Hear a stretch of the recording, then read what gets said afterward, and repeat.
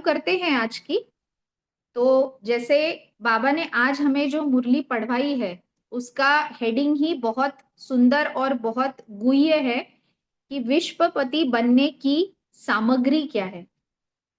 तो जैसे विश्वपति इस शब्द में ही हम देखते हैं कि कितना बड़ा अर्थ समाया हुआ है।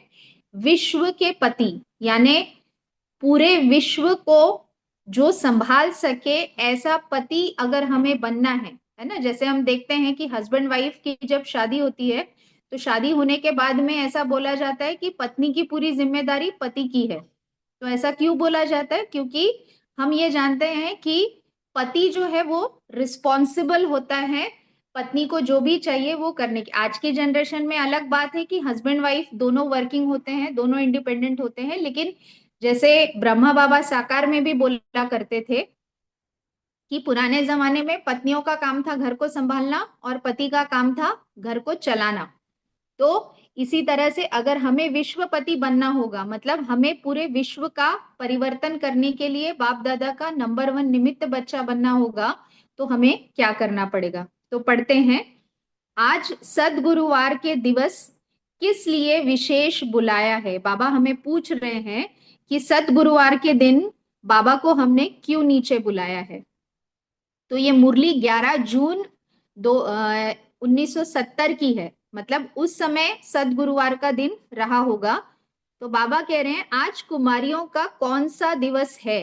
तो कुमारियों ने क्या आंसर किया? समाप्ति समारोह। अब समाप्ति समारोह का मतलब क्या? उस समय जो मुरली जो कुमारियां आती होंगी और जिनका ट्रेनिंग होता होगा, तो ट्रेनिंग होने के बाद में जब वो अपने अपने सेंटर पे रिस्पॉन्सिबल बन के, टीचर बन के सेंटर को संभालने के लिए वापस जाते हैं, तो उसको समाप्ति समारोह कहते हैं। इसलिए उस समय की कुमारियों ने ये उत्तर दिया। तो हमारा समाप्ति समारोह कब होगा? जब हम संपूर्ण बन के बाबा के साथ में वापस जाएंगे। तो यहाँ बाबा क्या कह रहे हैं?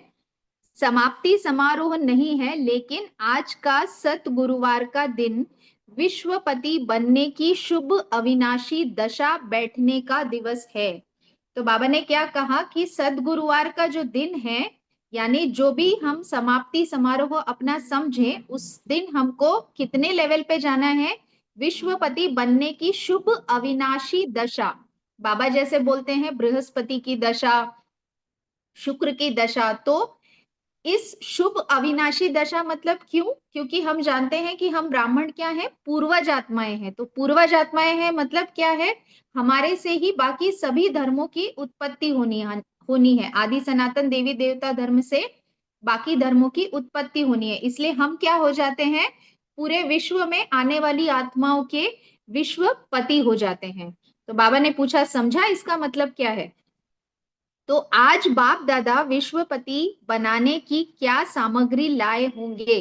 तो जैसे हम कोई भी फंक्शन करते हैं तो फंक्शन के लिए हम पहले से ही सामान का अरेंजमेंट, स्थूल सामान का अरेंजमेंट करके रखते हैं, कुछ हमारे प्लानिंग का अरेंजमेंट रहता है। तो इसलिए बाबा पूछ रहे हैं कि विश्वपति बनाने के लिए बाबा ने क्या सामग्री लाई है। तो जब कोई समारोह होता है तो उसमें सामग्री भी होती है। तो आज विश्वपति बनाने के समारोह में विशेष क्या सामग्री लाए हैं। तो बाबा ने हमें सामग्री बताई, ताज, तख्त और तिलक। तो बाबा ने क्या सामग्री लाई? तीन सामग्री लाई। क्या लाया? ताज लाया, तख्त भी लाया और तिलक भी लाया। अब इसका एक्सप्लेनेशन बाबा आगे देते हैं कि इसका मतलब क्या है। फिर इन तीनों को धारण करने की हिम्मत है। तो बाबा हमें पूछ रहे हैं कि मैं तो ये तीनों चीजें लेकर आया हूं, लेकिन क्या तुम में इतनी हिम्मत है कि तुम ये तीनों चीजें धारण कर सको। तो अब बाबा बता रहे हैं कि किस चीज को धारण करने के लिए हमको क्या धारणा करनी होगी। तो ताज को धारण करने के लिए, तख्त पर विराजमान होने के लिए और तिलक को धारण करने के लिए क्या करना पड़ेगा। अगर यह धारण करने की हिम्मत है तो उसके लिए क्या करना पड़ेगा? एक तो त्याग, दूसरा तपस्या और तीसरा सेवा। तो बाबा त्याग, तपस्या और सेवा को बाबा को रिलेट करेंगे ताज, तख्त और तिलक से। कैसे को रिलेट करते हैं वो हम आगे देखते हैं। बाबा ने क्या कहा? तिलक को धारण करने के लिए तपस्या। ठीक है।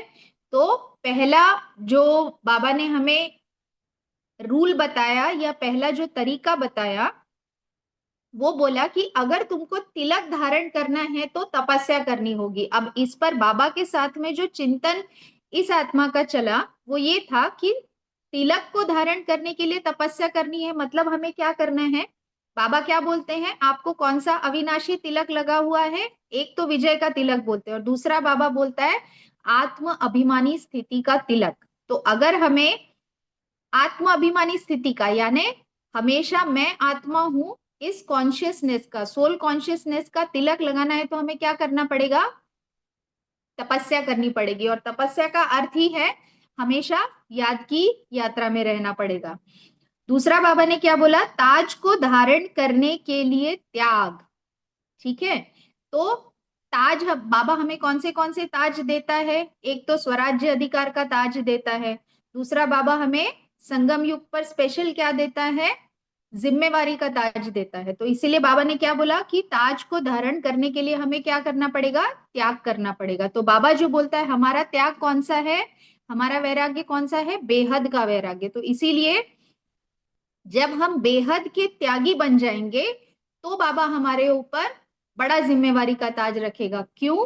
क्योंकि जो आत्मा त्यागी होगी वही विश्व के लिए बेहद का सोचने के लिए बाबा का निमित्त बच्चा बन सकेगी। इसीलिए हमें इस ताज को अगर धारण करना है तो हमें त्याग करना पड़ेगा। कौन सा त्याग? बेहद का त्याग।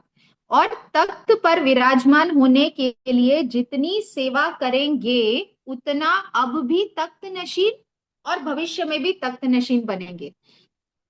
तो तीसरा बाबा ने क्या बोला, अगर हमें तख्त पे बैठना है, जैसे कोई पॉलिटिशियंस होते हैं, तो जो पॉलिटिशियंस होते हैं जिसका जितना